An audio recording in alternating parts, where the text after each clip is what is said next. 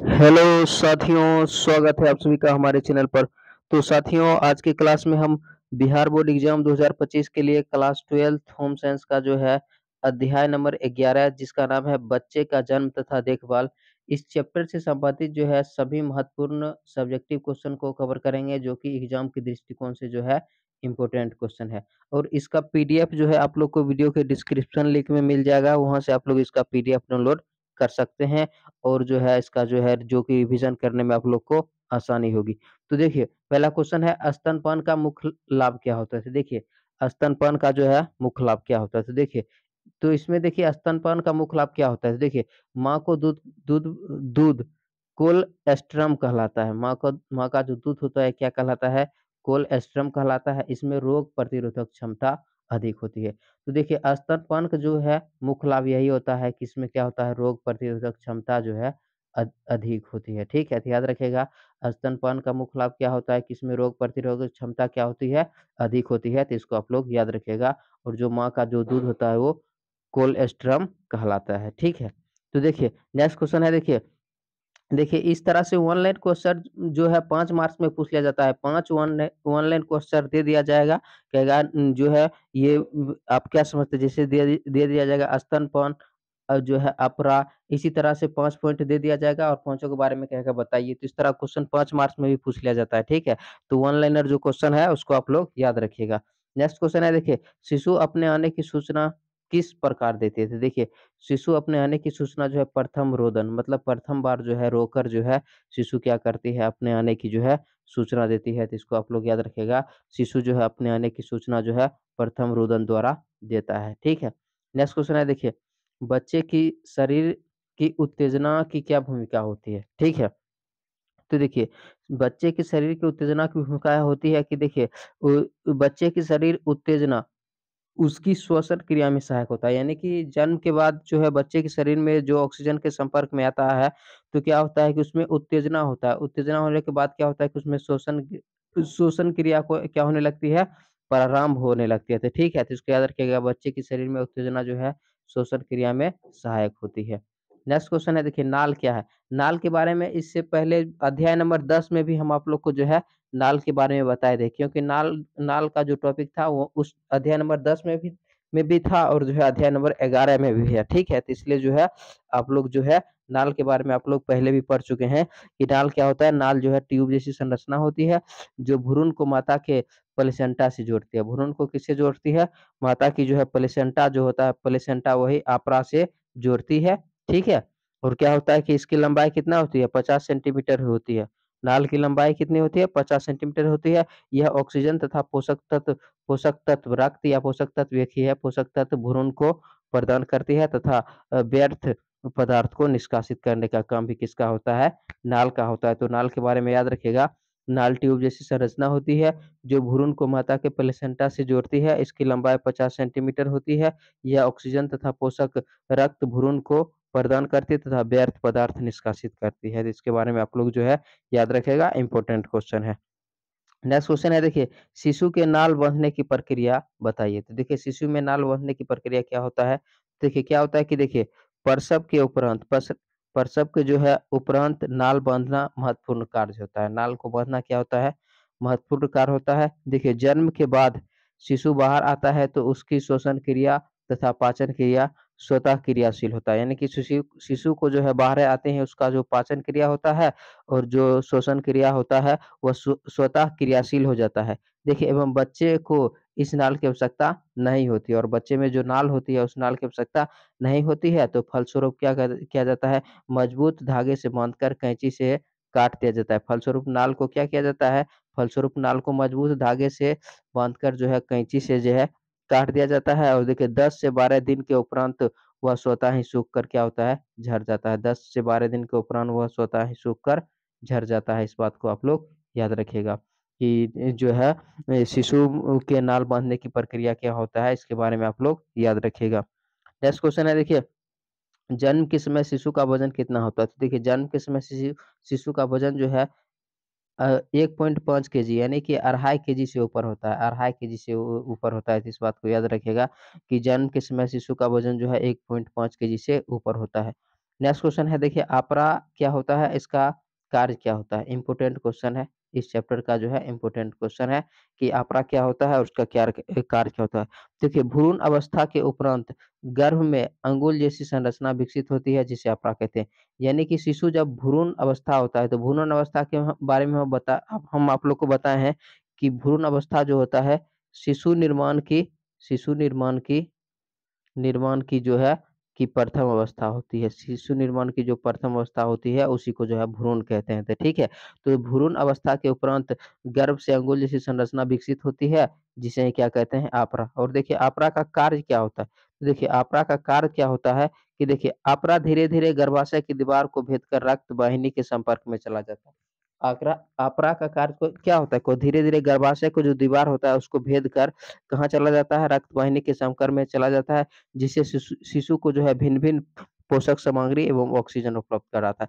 देखिए आपरा का काम होता है कि गर्भाशय की दीवार में भेद कर रक्त वाहिनी के संपर्क में चला जाता है और वहाँ से शिशु के लिए जो है भिन्न-भिन्न प्रकार के पोषक सामग्री एवं ऑक्सीजन उपलब्ध कराता है। तो ये होता है आपरा का कार्य क्या होता है, इम्पोर्टेंट क्वेश्चन है, इसको आप लोग याद रखिएगा। नेक्स्ट क्वेश्चन है देखिए जन्म लेने के उपरांत जो है शिशु जन्म लेने के उपरांत रोना आराम कर देता है क्यों? यानी कि शिशु ज जन्म जन्म लेता है तो उसके बाद वो रोना आराम कर देता है क्यों? तो देखिए क्योंकि गर्भ में शिशु का केवल हृदय कार्य करता है, क्योंकि गर्भ में जब शिशु होता है तो उसका गर्भ में केवल शिशु का हृदय जो है कार्य करता है। अर्थात जब शिशु माँ के गर्भ में होता है तो उसको ऑक्सीजन एवं पोषक पदार्थ पदार्थ जो है ऑक्सीजन एवं पोषण माँ के रक्त से ही प्राप्त होता है। यानी कि शिशु जब गर्भ में होता है तो उसको जो है ऑक्सीजन और पोषण जो है माँ के रक्त से ही प्राप्त होता है और उसकी श्वसन क्रिया और पाचन क्रिया कार्य नहीं करता है और शिशु के जो शरीर में जो अंग होता है श्वसन क्रिया और पाचन क्रिया वो कार्य नहीं करता है। इस प्रकार बच्चे के जन्म लेने से उसके शरीर वायु के संपर्क में आ जाता है जिसके फलस्वरूप शरीर में क्या होने लगती है, उत्तेजना होने लगती है और श्वसन क्रिया आराम हो जाती है और शिशु जो है तीव्रता से रोने लगती है। तो इस बात को आप लोग याद रखिएगा। इस चैप्टर का जब थ्योरी करा रहे थे तो उसमें भी हम आप लोग को जो है इस क्वेश्चन बताए थे, ठीक है? दोबारा इसलिए बता चुके हैं ताकि इम्पोर्टेंट क्वेश्चन है और आप लोग को रिवीजन हो जाए और आप लोग जो है इन सभी क्वेश्चनों को ध्यान में रखिएगा, इसलिए जो है दोबारा रिपीट करके बता रहे हैं कि गर्भ में शिशु का केवल क्या हृदय कार्य करता है। अर्थात जब शिशु माँ के गर्भ में होता है तो उसके उसको ऑक्सीजन एवं पोषण जो है माँ के रक्त से ही प्राप्त होता है। यानी कि गर्भ में जब शिशु होता है तो उसका केवल हृदय काम करता है और जो है श्वसन क्रिया और पाचन क्रिया कार्य नहीं करता है। तो उसको जो है पोषण की जो आवश्यकता होती है उससे उससे जो है माँ के रक्त से ही प्राप्त होता है, ठीक है? इस प्रकार बच्चे के जन्म लेने पर उसका शरीर वायु के संपर्क में जब आ जाता है, जिससे उसके शरीर में क्या होने लगती है, उत्तेजना होने लगता है, ठीक है? और श्वसन क्रिया आराम हो जाती है और शिशु जो है तीव्रता से रोने लगती है। तो इस बात को आप लोग याद रखिएगा। नेक्स्ट क्वेश्चन है देखिए नवजात शिशु को स्नान कराते समय क्या सावधानियाँ रखना चाहिए? तो देखिए, नवजात शिशु को जो है स्नान कराते समय जो है निम्न सावधानियाँ रखनी चाहिए, जो इस प्रकार है, ठीक है? तो नवजात शिशु के बारे में जो है इस चैप्टर में आप लोग पढ़े हैं, इस चैप्टर से जो है अध्याय नंबर 10 में पढ़े हैं कि नवजात शिशु क्या कहते हैं? शिशु के जन्म से लेकर 30 दिन तक का जो शिशु होता है, 30 दिन तक का जो शिशु होता है, उसे ही नवजात शिशु कहते हैं, ठीक है? और देखिए तो शिशु को स्नान कराते समय निम्न सावधानियाँ रखनी चाहिए, जो इस प्रकार है। तो पहला पॉइंट है देखिए, नाल व नाभि को नहीं भिगोना चाहिए और शिशु में जो नाल होता है, जो नाभि होता है, उसको नहीं भिगोना चाहिए। इस पर जो है पाउडर जो है डाल देना चाहिए, ठीक है? उस पर क्या डाल देना चाहिए? पाउडर डाल देना चाहिए, ठीक है? उसके बाद देखिए मुलायम मुलायम कपड़े की बत्ती बनाकर शिशु के नाक और कान को सफाई करनी चाहिए। नेक्स्ट पॉइंट है देखिए, तो क्या करना चाहिए कि मुलायम कपड़ों का जो है बत्ती की तरह बनाकर शिशु का जो है नाक होता है, कान होता है, जो है सफाई करना चाहिए, ठीक है? देखिए उसके बाद देखिए नेत्र की स्वच्छता पर विशिष्ट ध्यान देना चाहिए क्योंकि नेत्र जो होता है, जो है क्या होता है शिशु का जो है सबसे कोमल अंग होता है, ठीक है? तो नेत्र की स्वच्छता पर क्या करना चाहिए? विशिष्ट ध्यान देना चाहिए, ठीक है? नेक्स्ट क्वेश्चन है देखिए, मुलायम ब्रुश से हाथ, पैरों के नाखून साफ करना चाहिए और मुलायम ब्रुश की सहायता से जो है शिशु का जो है हाथ जो होता है और पैरों के नाखून जो होता है उसको साफ करना चाहिए। नेक्स्ट क्वेश्चन है देखिए शिशु का पूर्ण शरीर को थपथपाकर जो है साफ करना चाहिए। यानी कि शिशु का जो शरीर होता है पूरे शरीर को जो है थपथपाकर जो है क्या करना चाहिए? साफ करना चाहिए। तो याद रखिएगा कि नवजात शिशु को जो है स्नान कराते समय क्या-क्या सावधानियाँ रखनी चाहिए। नेक्स्ट क्वेश्चन है देखिए किस परिस्थिति में माँ को शिशु को स्तनपान नहीं करना चाहिए? क्वेश्चन इंपॉर्टेंट है आपके एग्जाम के दृष्टिकोण से, इसको आप लोग निश्चित रूप से याद रखिएगा। तो देखिए, निम्न परिस्थिति में माँ को जो है स्तनपान नहीं कराना चाहिए, जो इस प्रकार है, ठीक है? तो क्या-क्या परिस्थिति होता है? देखिए, किसी संक्रामक रोग से ग्रस्त होने पर माँ को जो है स्तनपान नहीं करना चाहिए। यानी कि माँ अगर किसी संक्रामक रोग, यानी कि संक्रामक रोग मतलब क्या? वो रोग जो एक-दूसरे के संपर्क में आने से हो जाता है, उसे क्या कहते हैं? संक्रामक रोग कहते हैं, ठीक है?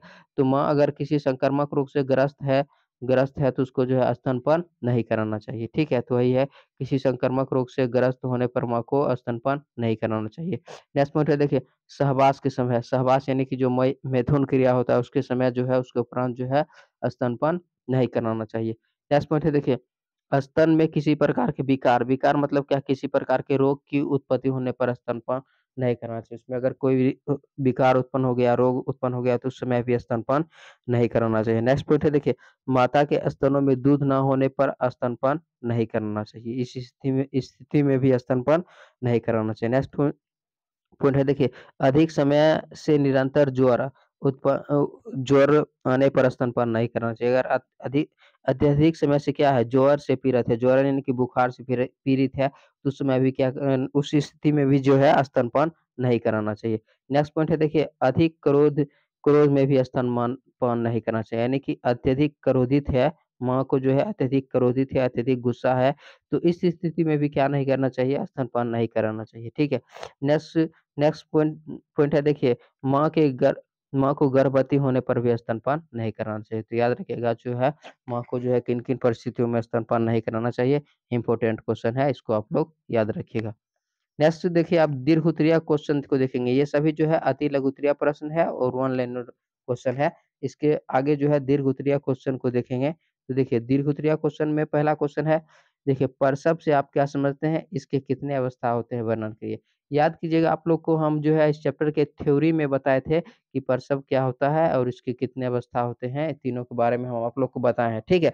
लेकिन आप लोग को जो है फिर से लेकर आए हैं, इसलिए क्योंकि इस चैप्टर का दीर्घ उत्तरीय क्वेश्चन में जो है इम्पोर्टेंट क्वेश्चन बनता है, इसलिए जो है दोबारा जो है लेकर आए हैं, ठीक है? तो देखिए, प्रसव क्या होता है? देखिए, परिपक्वता के उपरांत गर्भाशय से जनन नाल द्वारा शिशु निकलने की क्रिया क्या कहलाती है? प्रसव कहलाती है, ठीक है? तो इसके बारे में तो आप लोग को बहुत बार पढ़ाए हैं, ठीक है? और इसके 3 अवस्था होता है, जो इस प्रकार है।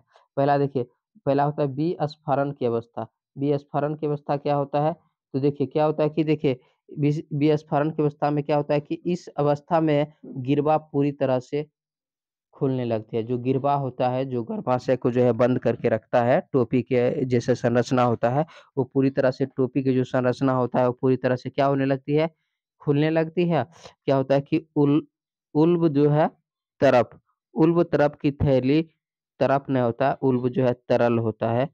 उल्ब जो है तरल होता है, इसको आप लोग जो है तरल बना लीजिएगा। उल्ब तरल की जो थैली होती है, थैली जो है फटने से क्या होती है, गर्भवती के पेट में क्या होने लगती है? दर्द होने लगती है। और देखिए, प्रत्येक पेशीय संकुचन के साथ-साथ भ्रूण नीचे की आने लगती है।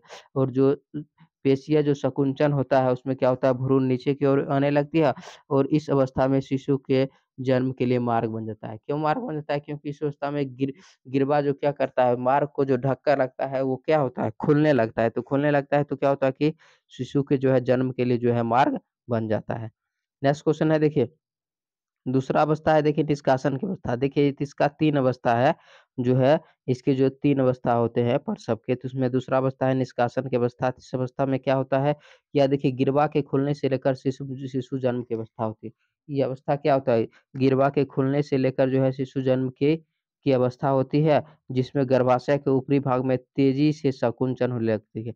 इस अवस्था में क्या होती है कि गर्भाशय का जो ऊपरी भाग होता है, उसमें जो है क्या होने लगता है? तेजी से संकुचन होने लगती है और भ्रूण नीचे की ओर उतरने लगता है। और भ्रूण क्या होता है? नीचे की ओर जो है उतरने लगता है। सबसे पहले शिशु का सिर बाहर आ जाता है। इस अवस्था में क्या होता है? सबसे पहले जो है शिशु का जो है सिर बाहर आ जाता है, फिर शीघ्र ही एक संकुचन के साथ-साथ कंधा बाहर आ जाता है। फिर उसमें क्या होता है? एक संकुचन होता है, संकुचन के साथ क्या होता है कि उसका जो है कंधा बाहर आ जाता है। इसके बाद जो है उल्वा तरल जो होता है, तरल का बचा हुआ भाग भी बाहर आ जाता है, जो है निष्कासन की अवस्था में। तो इसके बारे में आप लोग याद रखिएगा। नेक्स्ट जो है देखिए संपूर्ण विस्फरण की अवस्था। इस अवस्था में क्या होता है? इस अवस्था में अफरा और तंतु जो शिशु को माता के गर्भ में ढके रहता है सभी बाहर आता है। तो देखिए संपूर्ण विस्फारण मतलब क्या होता है? खुलना होता है। तो जब पूरी तरह से खुल जाता है, तो खुल जाता है तो उसमें क्या हो जाता है कि जो है आपरा आपरा यानी कि जो आपरा और जो तंतु जो शिशु को जो है माता के गर्भ में ढक के रखते हैं, वो सभी क्या आ जाते हैं? बाहर आ जाते हैं। तो इम्पोर्टेंट ये क्वेश्चन है, दीर्घितीय क्वेश्चन जो है इस तरह के 5 मार्क्स में पूछ लिया जाता है कि जो है शिशु प्रसव से आप क्या समझते हैं? इसके कितने अवस्था होते हैं? वर्णन करें तो इसके बारे में आप लोग याद रखिएगा। नेक्स्ट क्वेश्चन है देखिए नेक्स्ट क्वेश्चन देखिए क्या है? प्रसव प्रक्रिया से आप क्या समझते हैं? यह कितने प्रकार? इसमें देखिए पूछा है अवस्था के बारे में। इससे पहले जो है अवस्था के बारे में पूछा है कितने अवस्था होते हैं और इसमें पूछे हैं कितने प्रकार के होते हैं? वर्णन कीजिए। तो ठीक है। तो देखिए परिभाषा तो आप लोग पहले भी पढ़ चुके हैं। जो है इस तरह से आप लोग को लिखना है एग्ज़ाम में आप लोग को इस तरह से लिखना है, इसीलिए हम आप लोग को इस तरह से बार-बार परिभाषा बता रहे हैं, ठीक है? एग्ज़ाम में आप लोग को इस तरह से लिखना है, इसलिए देखिए हम आप लोग को यहाँ भी परिभाषा बताए हैं और जो है ये और जो है यहाँ पर भी जो है परिभाषा लिख रहा है, इसलिए कि एग्ज़ाम में आपको इसी तरह से लिखना है, उसके बाद ही आप लोग को जो है पूरा का पूरा नंबर मिलेगा, ठीक है? तो देखिए, परिपक्वता के उपरांत गर्भाशय से जनन नाल द्वारा शिशु निकलने की प्रक्रिया ही क्या कहलाती है? प्रसव कहलाती है और यह 3 प्रकार से होती है और कितने प्रकार से होती है? 3 प्रकार से होती है। तो देखिए तीनों प्रकार के बारे में देखिए तीनों प्रकार पहला है देखिए प्राकृतिक प्रसव, इसमें क्या होता है इसे स्वाभाविक प्रसव भी कहते हैं, ठीक है? तो इस चैप्टर के थ्योरी में भी हम आप लोग को ये बताए हैं, ठीक है? लेकिन इम्पोर्टेंट क्वेश्चन बनता है इसलिए जो आप लोग को यहाँ पर भी लेकर आए हैं, ठीक है? तो इसे स्वाभाविक प्रसव भी कहते हैं। इस प्रसव में गर्भाशय से बच्चे का सिर निकलता है, फिर धड़ और अंत में जो है पैर बाहर निकलता है और इस प्रकार के प्रसव में जो कोई परेशानी और समस्या उत्पन्न नहीं होती है, तो इसके बारे में जो है आप लोग याद रखिएगा। नेक्स्ट क्वेश्चन है देखिए यंत्रों की सहायता से प्रसव। तो इसमें क्या होता है कि देखिए इस प्रकार के प्रसव में जो है यंत्रों की सहायता से जो है कराई जाती है। इस प्रकार की प्रसव क्या यंत्रों की सहायता से कराई जाती है क्योंकि गर्भस्थ शिशु जो होता है, गर्भाशय के अंदर जो शिशु होता है, वो माँ के जनन अंगों से बड़ा हो जाता है, ठीक है? या किसी भी प्रकार के जो है अप्राकृतिक अवस्था में चला जाता है, यानी कि किसी भी प्रकार से उसकी अवस्था बदल जाता है, ठीक है? संरचना बदल जाता है, इसलिए जो है यंत्रों की सहायता से जो है प्रसव कराई जाती है। नेक्स्ट है देखिए जटिलतापूर्ण प्रसव। तो देखिए इस प्रकार के प्रसव में शिशु को का जन्म माँ के जनन अंगों से ना होकर जो है पेट को चीरकर शिशु को जो है बाहर निकाल कर कराया जाता है, ठीक है? इसके बारे में आप लोग को हम इस चैप्टर के थ्योरी में भी बताए थे, तो इसे याद रखिएगा। इस प्रकार के प्रसव में जो क्या होता है, शिशु का जनन जो है माँ के जनन अंगों से ना होकर पेट को चीरकर जो है शिशु को बाहर निकाल कर कराया जाता है। तो इम्पोर्टेंट क्वेश्चन है, तो इसके बारे में आप लोग याद रखिएगा, इसका स्क्रीनशॉट ले लीजिए। इसका पीडीएफ भी आप लोग को वीडियो के डिस्क्रिप्शन लिंक में मिल जाएगा, तो वहाँ से आप लोग इसका पीडीएफ भी डाउनलोड कर सकते हैं। तो अगले चैप्टर में जो है इस चैप्टर से संबंधित महत्वपूर्ण ऑब्जेक्टिव क्वेश्चन को कवर करेंगे। ये जो है इस चैप्टर में जो है इतना ही सब्जेक्टिव क्वेश्चन बनता है, इसके अलावा इस चैप्टर में कोई भी जो सब्जेक्टिव क्वेश्चन इम्पोर्टेंट क्वेश्चन नहीं बनता है, ठीक है? और जो भी क्वेश्चन बनता है भाषा वाला बनता है, तो उसको आप लोग खुद से भी लिख सकते हैं, ठीक है? तो याद रखिएगा नेक्स्ट सेशन में जो है इस चैप्टर का ऑब्जेक्टिव क्वेश्चन को कवर करेंगे। वीडियो पसंद आए तो वीडियो को लाइक कर दीजिए। चैनल पर पहली बार है तो चैनल को सब्सक्राइब ज़रूर कीजिएगा। थैंक यू, मिलते हैं नेक्स्ट वीडियो में।